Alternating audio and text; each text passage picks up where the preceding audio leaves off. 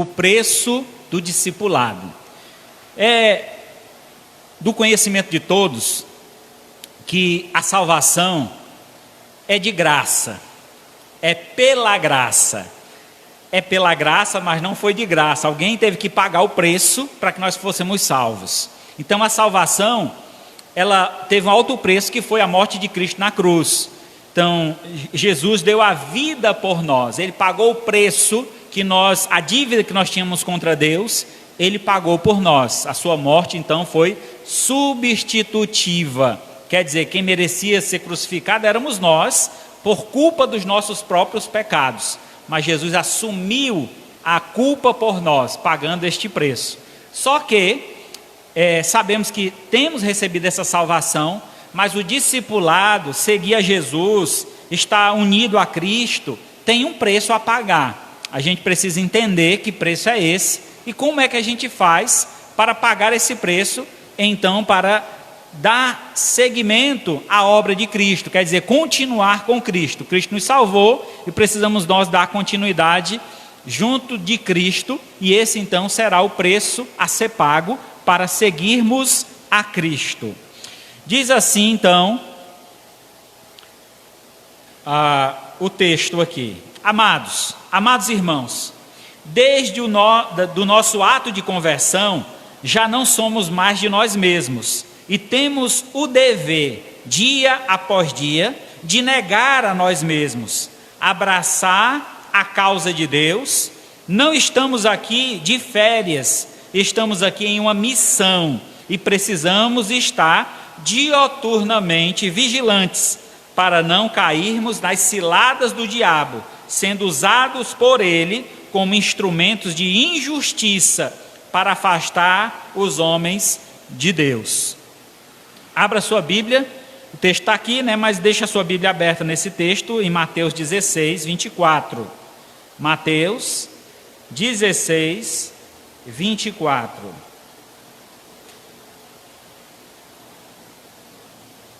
Todos encontraram? Mateus 16,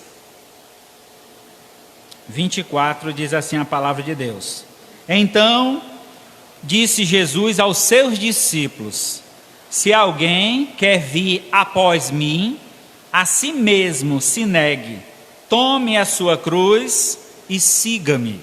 Oremos.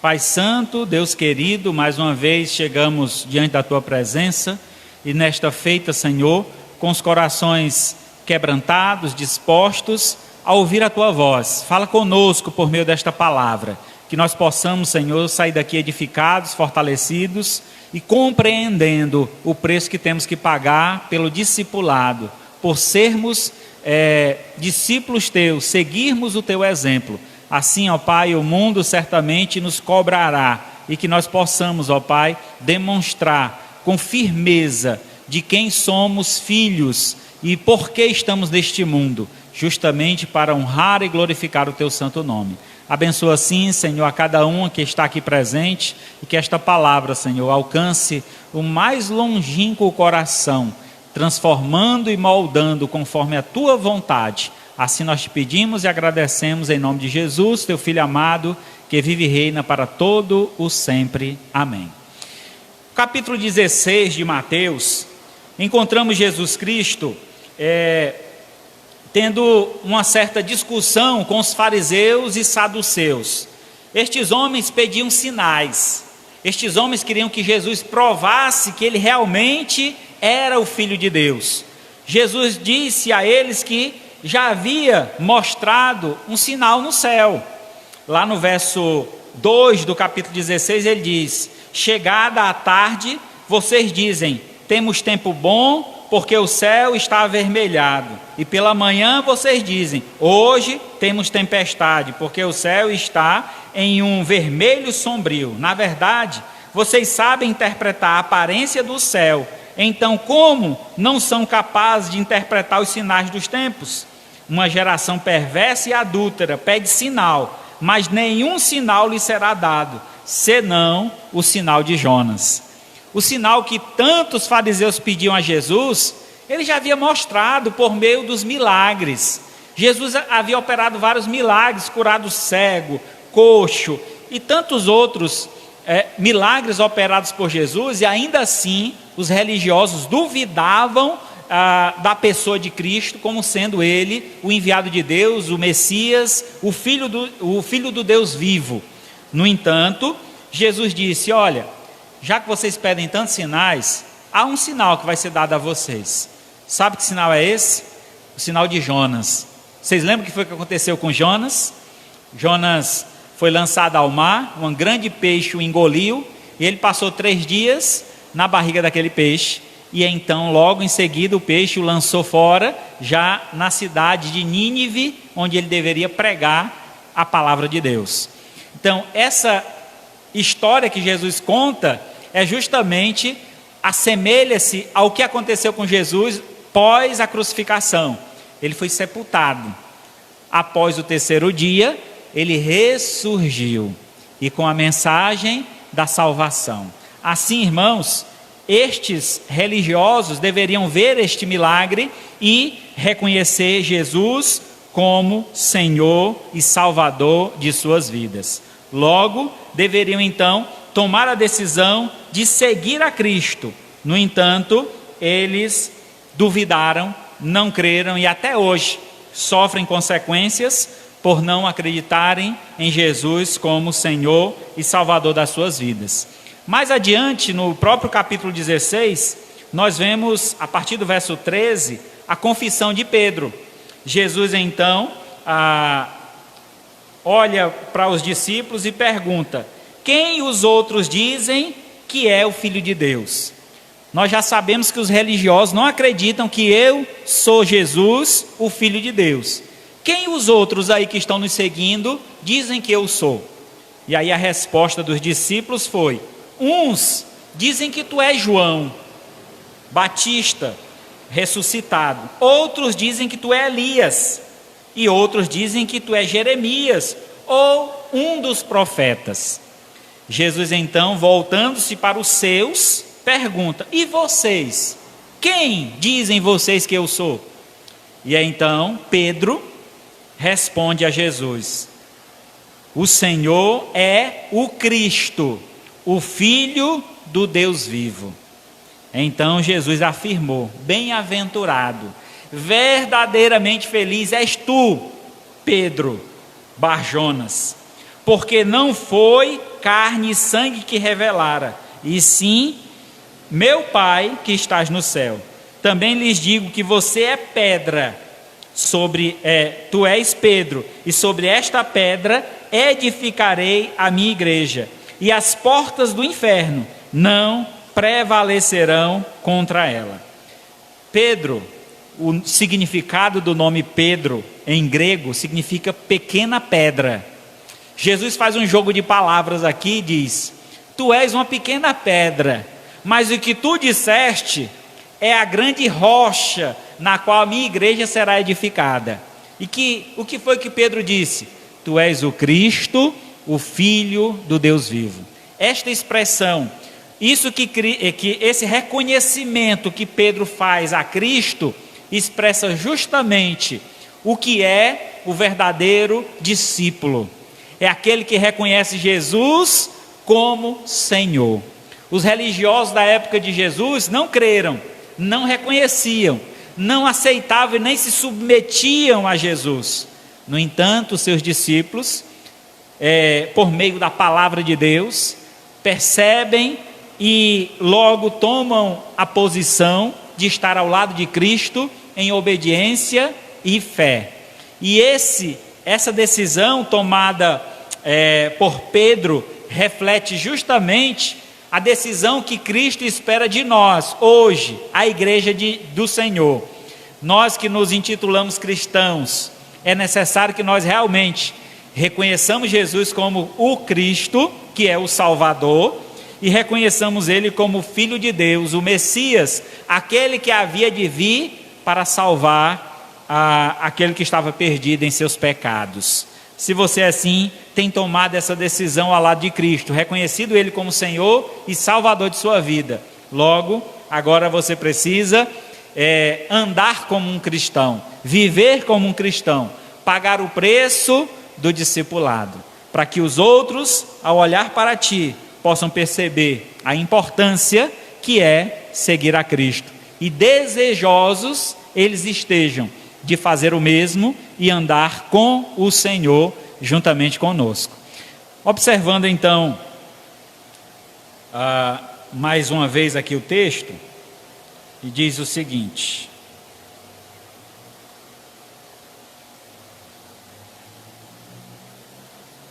perdão, irmãos, vamos aqui adiante. Então, para seguir Jesus é preciso negar a si mesmo. A negação de si mesmo é uma decisão que nós precisamos tomar, uma decisão de abandonar o mundo, deixar para trás as práticas do mundo. Aquele que está em Cristo é nova, o quê? Criatura. E as coisas velhas que ele fazia, deixa para trás, e eis que tudo se faz novo. Então, esta característica de um cristão, de realmente ter a sua vida consagrada ao Senhor, uma vida separada para Deus, deve então estar em evidência. As pessoas devem olhar para nós e observar quem somos, por que agimos assim? Justamente porque cremos e adoramos o único e verdadeiro Senhor de nossas vidas, que é o nosso Senhor e Salvador, Jesus Cristo. Assim, meus amados, devemos viver para a glória dele. Aqui no texto que nós acabamos de ler, diz justamente isso, né? Voltando aqui ao texto, Mateus 16, 24. Então disse Jesus aos seus discípulos: se alguém quer vir após mim, negue a si mesmo. Esse é o primeiro passo de alguém que quer seguir a Jesus, de alguém que realmente reconhece Jesus como Senhor de sua vida. Ele precisa negar a si mesmo. Veja que essa atitude de negar a si mesmo é uma atitude que não vem de nós. Já temos um exemplo, que é o exemplo do nosso Senhor Jesus. Ele negou a si mesmo. Em que sentido? Deixando a sua natureza divina, ou o uso natural dos seus atributos divinos, para vir a este mundo, se fazer carne e habitar entre nós. Temos então de Jesus o exemplo para ser seguido. Olha, irmãos, tudo aquilo que Jesus pede que nós façamos, tenha plena consciência que ele já fez. Por isso que ele pede que nós façamos, porque ele entende que é plenamente possível, vocês são plenamente capazes de realizar. Então ele fez tudo para deixar o exemplo, para que nós pudéssemos segui-lo. Veja o que diz então 2 Timóteo 2,4. Nenhum soldado em serviço se envolve em negócios desta vida, porque o seu objetivo é satisfazer aquele que o arregimentou. Olhando num aspecto divino, né, num aspecto espiritual, nós somos o exército de Deus. Vivemos em um mundo que está em guerra contra Deus. Deus tem um grande inimigo que está batalhando continuamente contra Deus, que é Satanás. E ele quer de todas as formas destruir o povo de Deus, destruir os planos de Deus que são realizados através de nós. Então nós precisamos, irmãos, estar unidos, fortalecidos e com um alvo em vista, olhando sempre para o autor e consumador da fé, tendo uma ligação direta com este Senhor que nos convocou. Então, se o Senhor nos convocou a fazer parte do seu exército, fazer parte da sua família, devemos entender então que, sendo soldado de Cristo, não devemos nos envolver em negócios desta vida.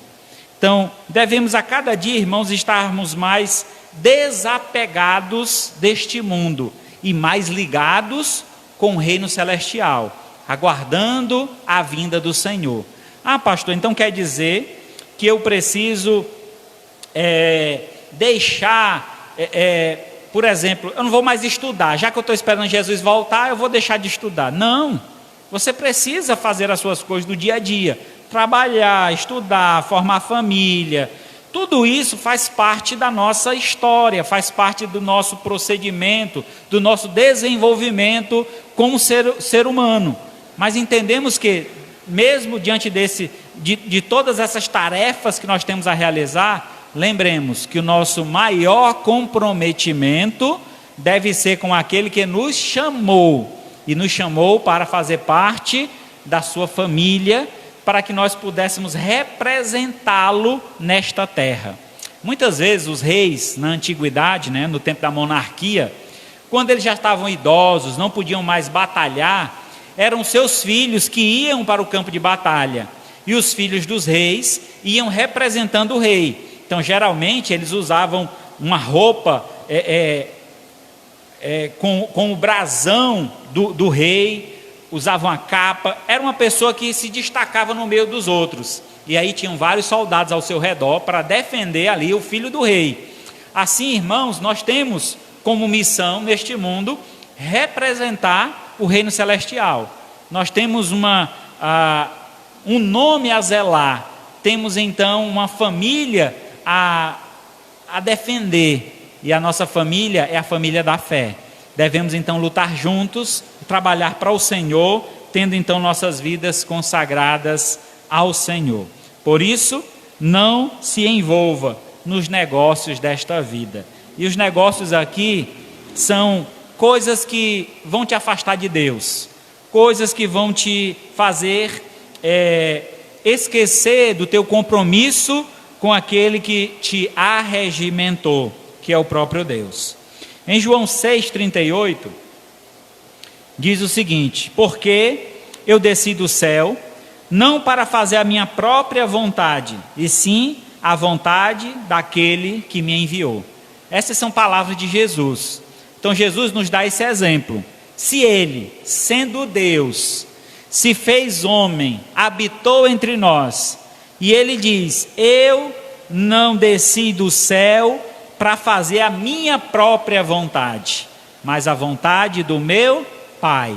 É interessante que a gente pode ver isso claramente nas palavras de Cristo lá no Getsêmani, quando ele estava em oração, próximo já ali da crucificação, e ele diz: Pai, se possível for, afasta de mim esse cálice. E aí ele termina a oração dizendo: mas não faça conforme a minha vontade, sim conforme a tua vontade. Então Cristo sempre esteve submisso ao Pai. Então havia uma ordem e ele estava pronto a cumprir essa ordem, como um bom soldado, disposto a ir até a morte. Ainda nas Sagradas Escrituras, lá em Filipenses capítulo 2, nós vemos essa disposição, esse negar a si mesmo de Cristo como exemplo para nós, lá no verso 7 e 8 do capítulo 2 de Filipenses. Antes, a si mesmo se esvaziou, assumindo a forma de servo, tornando-se em semelhança de homem, e reconhecido em figura humana. A si mesmo se humilhou, tornando-se obediente até a morte e morte de cruz. Este é o compromisso e o comprometimento que Jesus demonstrou para com o Pai e para com a responsabilidade que o Pai colocou em suas mãos. Nós, como discípulos de Cristo, irmãos, temos um compromisso com o Senhor. Ele nos chamou para que nós sejamos luz neste mundo e devemos então brilhar. Deixemos a glória de Deus refletir em nós. E como é que isso acontece, pastor? Como é que a gente pode fazer com que a glória de Deus reflita em nós? Justamente cumprindo a vontade de Deus, obedecendo a sua palavra, seguindo os seus conselhos, agindo como Jesus agiu neste mundo. E assim estaremos refletindo a glória de Deus. Porque Cristo, Ele próprio, tomou a decisão de se esvaziar, assumindo a forma de servo, em semelhança de homem, para que pudesse então, humilhado, tornar-se obediente até a morte e morte de cruz. Ele não merecia aquela morte, mas o fez em nosso favor, para que eu e você pudéssemos ser reconhecidos como filhos de Deus. O apóstolo Paulo, reconhecendo então este comprometimento que deveria ter com aquele que o chamou, com aquele que o arregimentou, ele então fala aos Gálatas no capítulo 2, verso 20: logo, já não sou eu quem vive, mas Cristo vive em mim. E esse viver que agora eu tenho na carne, vivo pela fé no Filho de Deus, que me amou e a si mesmo se entregou por mim. Então o apóstolo Paulo viu esse testemunho de Cristo, reconheceu que ele precisava negar a si mesmo, e a prova que ele negou a si mesmo é no ponto que ele diz aqui aos Gálatas, em que ele já não vive mais para si mesmo, antes é Cristo que vive nele. Em outras palavras, o viver que ele agora tinha, ele vivia somente para honrar e glorificar a Deus em todo o seu procedimento. Às vezes quando a gente fala isso, as pessoas interpretam mal, pensam o seguinte: pastor quer que a gente se torne ali carola, né? Está na igreja 24 horas, é para estar na igreja todo dia.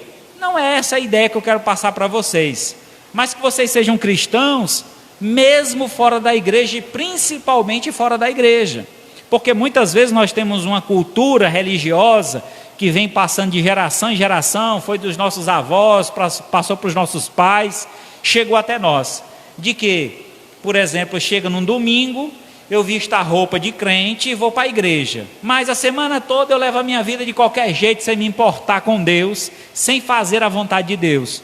Então é justamente contra isso que eu estou pregando, que eu estou anunciando. Não faça isso na sua vida. Seja crente todos os dias, haja como um cristão, seja servo de Deus, obedeça a Deus, mesmo quando não dá para você vir à igreja. Deus sabe, Deus conhece o teu coração. Às vezes a gente cria toda uma estratégia para faltar um culto, mas Deus conhece, não adianta.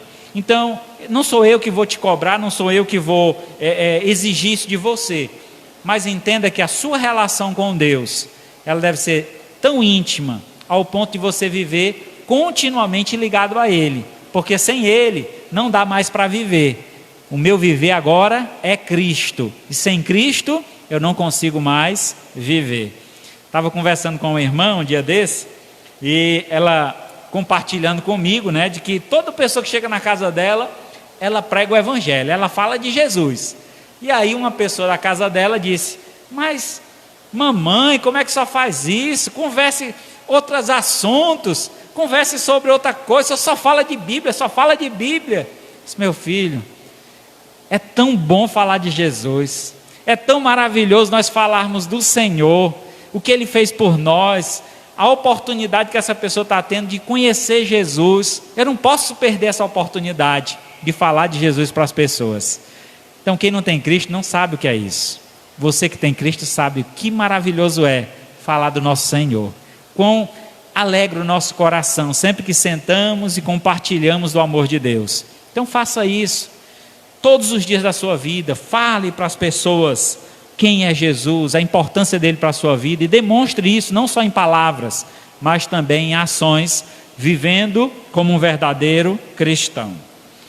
Em segundo lugar, o texto chama a nossa atenção: para seguir a Jesus é preciso tomar a cruz.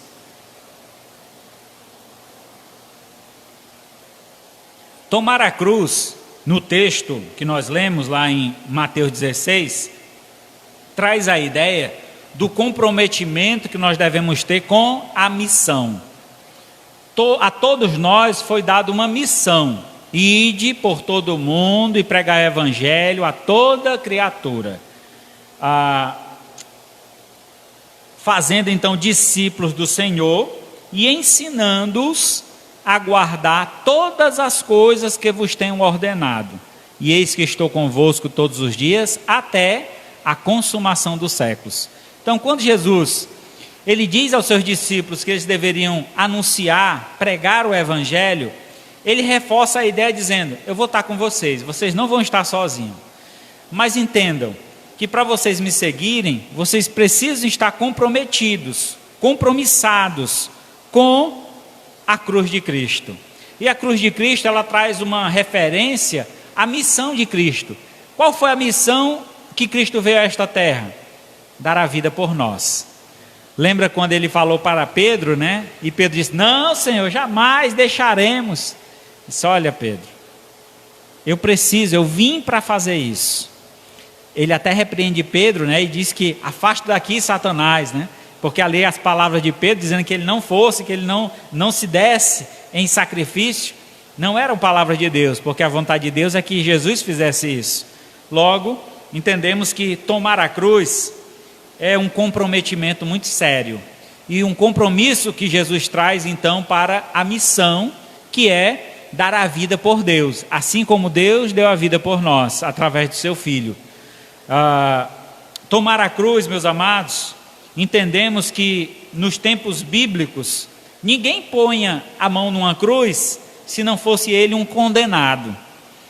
A cruz era a morte que havia sido destinada aos piores homens, aos mais ruins e malvados desta terra.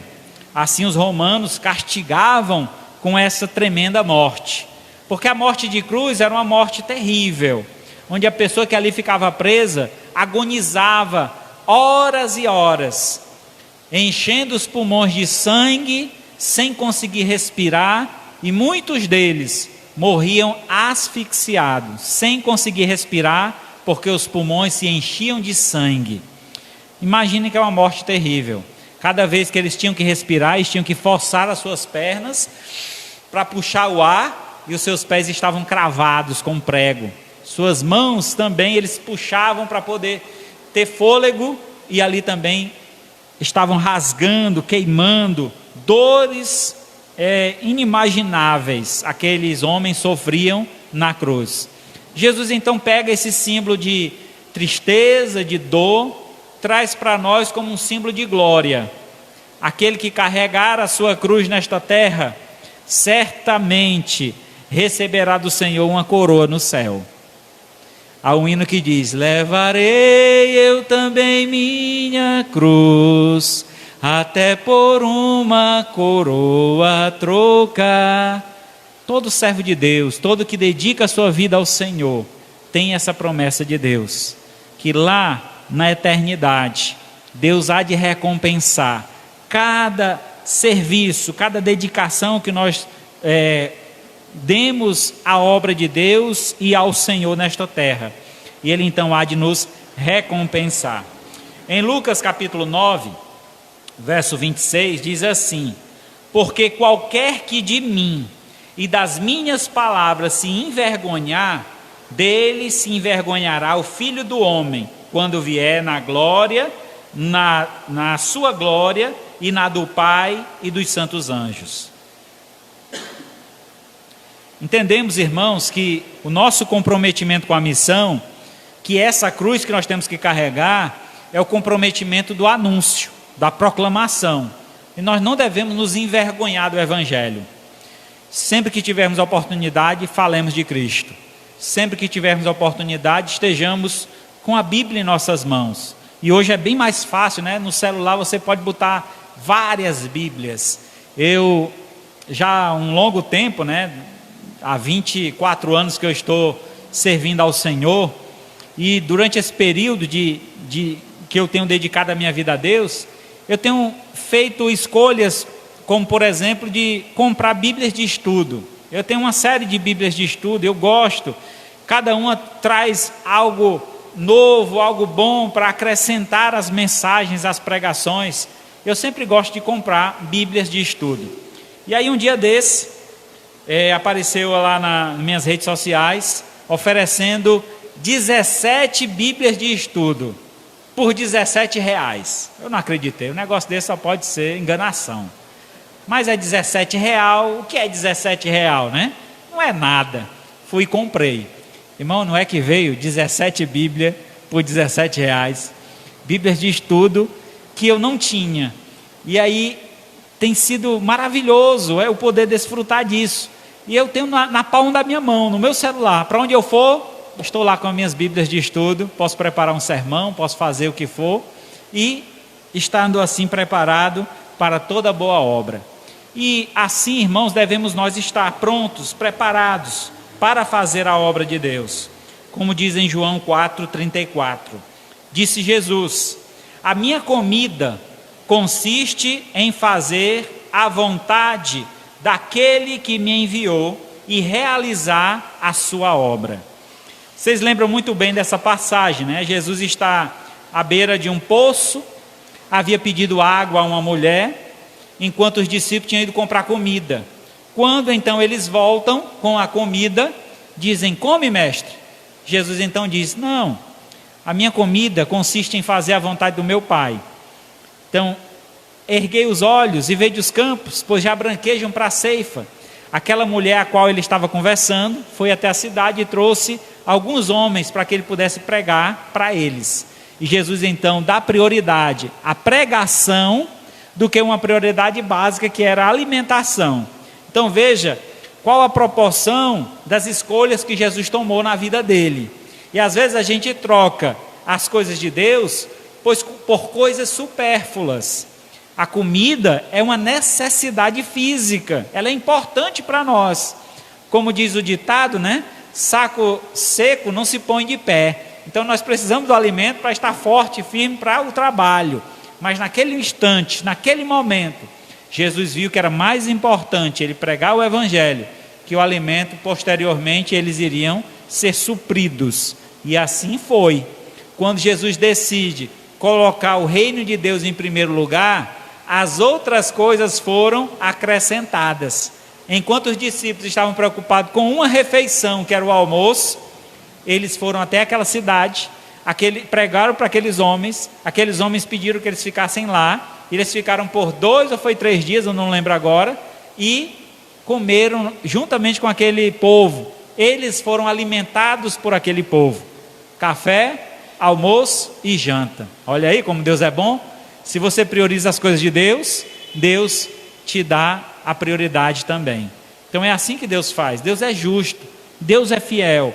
Se você realmente priorizar as coisas dele, ele sempre vai te dar o que é melhor, o que é necessário para que você continue fazendo a obra de Deus.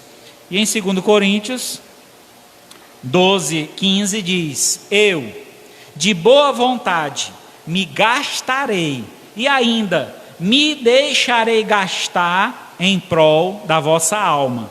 Se eu mais vos amo, serei menos amado? O apóstolo Paulo então escreve estas palavras à igreja de Corinto, e nestas palavras ele traz uma referência muito interessante sobre o tomar a cruz. Tomar a cruz é estar disposto a pagar o preço. E pagar o preço aqui, Paulo usa a expressão que ele seria ou se deixaria gastar. Ele se deixaria ser usado pela glória de Deus ou para a glória de Deus. Às vezes a gente não quer perder tempo, não quer perder um minuto que seja compartilhando o evangelho com outra pessoa. Paulo está dizendo: eu me gastarei e ainda me deixarei gastar. O que for preciso para salvar uma alma, eu farei. E assim Paulo estava disposto a dar o que ele tinha e o que ele era para a glória de Deus. É um grande exemplo, irmãos, de tomar a cruz. Esse é um grande exemplo da disposição que Paulo tinha relacionada à missão com Deus. Então a nossa missão com Deus necessita de obreiros desta forma, que pagam este preço, que estão prontos verdadeiramente a se gastar em prol da salvação de almas. Estive semana passada em uma associação de igrejas, e lá tiveram vários missionários dando testemunho, vários missionários compartilhando do seu trabalho aí no mundo afora. E a gente observando aqueles homens, irmãos, carentes, necessitados, que precisam de ajuda. E muitas vezes a gente vê pessoas, líderes de igrejas grandes, com boas condições, e não têm feito o que seria da parte deles, contribuir, o mínimo que se espera, né? Contribuir com o sustento daqueles missionários. E às vezes a gente imagina que, eu mando R$50 para o missionário, eu mando R$100 para o missionário, eu estou sustentando o missionário. Essa igreja sustenta 2 missionários com R$100. Irmão, me diga, quem é que consegue se sustentar com R$100, irmão? Não consegue não, meu irmão. Pastor, mas tem muitas igrejas contribuindo. Será que tem muitas igrejas contribuindo? Muitos desses missionários não conseguem levantar o sustento. Eles vão até um campo distante, eles fazem toda uma preparação. Olha, para eu estar naquele lugar, eu preciso de pelo menos 2 salários mínimos. E aí a pessoa vai visitar as igrejas, tentar levantar esse sustento, e não consegue. E aí ele se deixa gastar, indo para o campo, sem o sustento completo. E na esperança de que Deus vai suprir, e Deus supre, graças a Deus. Mas que pena que muitos perdem a oportunidade de fazer parte dessa obra, contribuindo e participando do sustento do missionário.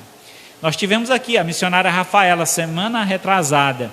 Ela deixou alguns cartões ali de oração. Naqueles cartões que estão lá na mesa, você pode pegar no final do culto.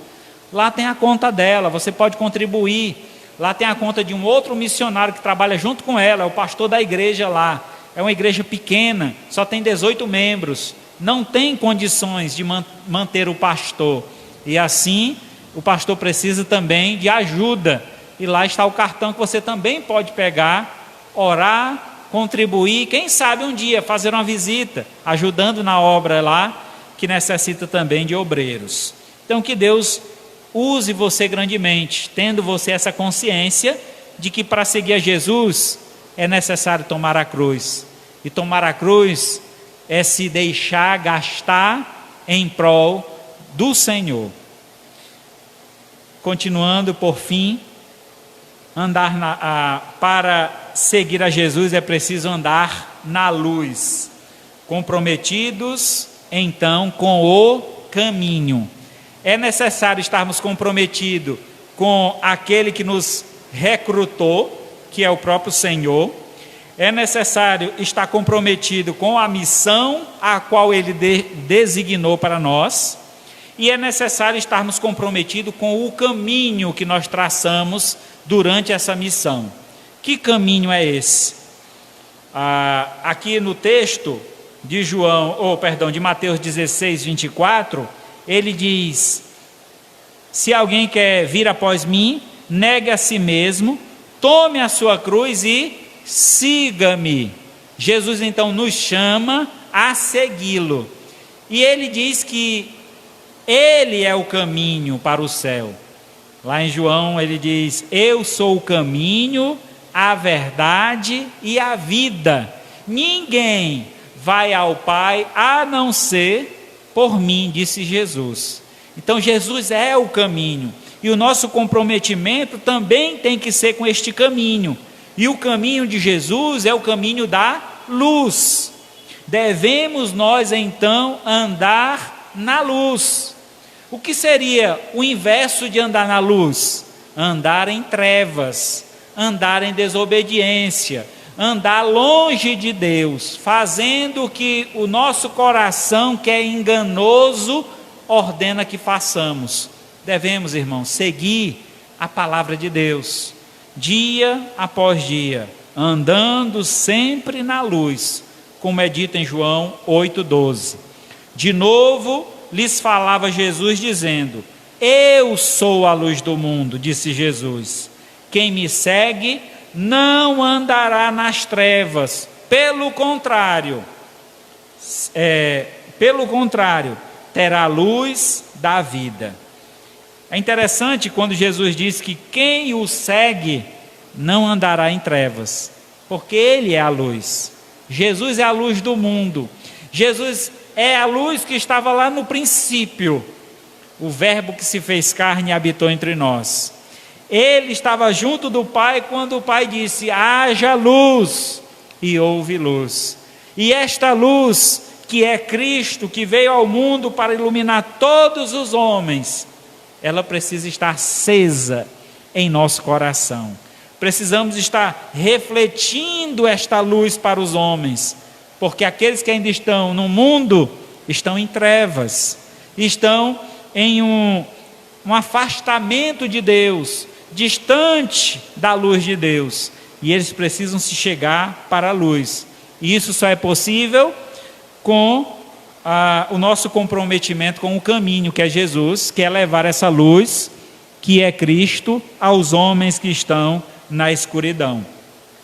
Veja que em Mateus capítulo 5, Jesus diz que essa luz que está nele, que é ele, também está em nós. Ele diz, Mateus 5,14: vocês são a luz deste mundo. Não se pode esconder uma cidade edificada sobre o monte. Assim brilhe também a vossa luz diante dos homens, para que vejam as vossas boas obras e glorifique o vosso Pai que estás no céu. Assim como não se pode esconder uma cidade em cima do monte, assim também não pode se esconder uma luz. Toda luz que se acende, ela deve estar refletindo. Para que serviria uma luz debaixo de um balde, escondido, dentro de uma caverna, onde ninguém vê? A luz é para brilhar. E assim, irmãos, nosso viver neste mundo deve ser sempre de uma forma que as pessoas percebam, reconheçam, vejam que nós somos diferentes. Rapaz, aquela fulano de tal, rapaz, é uma pessoa tão agradável, é tão bom de estar com ele, a gente vê o brilho no olhar, é muito bom conversar, ele sempre tem uma palavra boa, sempre traz algo edificante para a nossa vida. Então é assim que o crente vive, é assim que o crente está compromissado com o caminho, que é justamente andando na luz e brilhando, fazendo com que essa luz brilhe constantemente no seu viver. E em João 3:19 a 20 diz: o julgamento é este, quem não anda na luz. Veja só, a luz veio ao mundo, e os homens amaram mais as trevas do que a luz, porque as suas obras eram más. Pois todo aquele que pratica o mal aborrece a luz e não se chega para a luz, a fim de não serem arguídas as suas obras. Quando alguém vai fazer algo de errado, usando aqui um exemplo, por exemplo, de um bandido, de um ladrão, ele vai entrar numa residência, num comércio, ele vai procurar quebrar a luz, ele vai procurar se esgueirar pelas sombras, para ele não ser reconhecido, para ele não ser visto, diferentemente do cristão. Quando ele faz algo, é em plena luz, e as pessoas vão ver e vão glorificar a Deus pelos seus atos, pela sua forma de agir. Por isso que o texto diz, né? Pois todo aquele que pratica o mal aborrece a luz e não se chega para a luz, a fim de não serem arguídas as suas obras. Quem está praticando o mal é que se esconde, mas quem vive na luz, ele será visto por todos, e Deus será glorificado pelo seu testemunho, pela sua vida. Assim, meu amado, meu irmão, todos vocês que estão aqui presentes, que nos assistem também, saibam da importância do seu testemunho, saiba da importância que é você declarar diante dos homens que é um servo de Deus, e não só declarar, mas agir como tal. Não adianta a gente dizer que é de Deus e andar fazendo coisa errada por aí, manchando o nome de Deus. É preciso que a gente realmente viva na luz, para que não estejamos nós procurando esconder os erros da nossa vida. Antes, Deus conhece tudo que a gente faz, Deus sabe de tudo que a gente faz, por isso não tem como se esconder de Deus. Viva na luz, ande na luz, e Deus será honrado e glorificado através do seu testemunho. E concluindo então,